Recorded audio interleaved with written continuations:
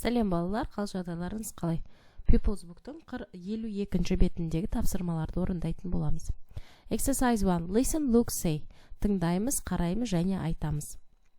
Яғни, мына әріптердің дұрыс дыбысталуы.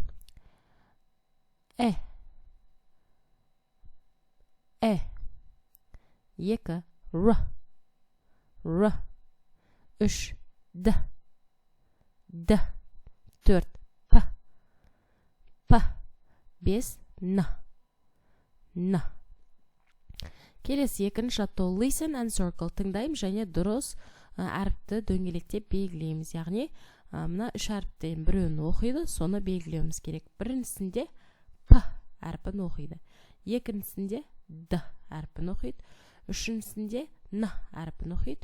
Төртіншісінде әріпін оқиды. Бесіншісінде р әріпін оқиды. Келесі үшінші жаттығу. Listen, say the sounds together. Тыңдаймыз, әріптерді бірге айтамыз. Р, д, red, п, н, pen. Осындай екі сөз берілген. Келесі төртінші жаттығу. Is it red color? Бұл қызыл ма? Боя дейді. Яғни қызыл заттарды, түсі қызыл болу керек заттарды ғана бояп шығамыз. Мысалы, жүрек қызыл болады ғой. Оны қызылмен бояймыз. Келесі банан қызыл бола ма? Жоқ, банан қызыл болмайды, сондықтан оны боямаймыз. Одан кейін бұл не? Помидор. Помидор қызыл болады ғой.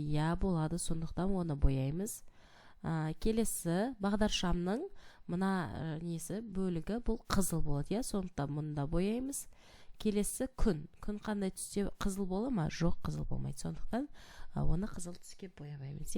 Банан мен күнні сары түске бояп қойсақ болады. Келесі бесінші жаттығу. Listen, say, remember.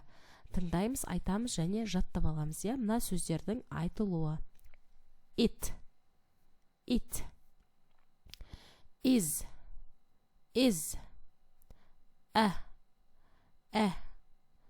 and,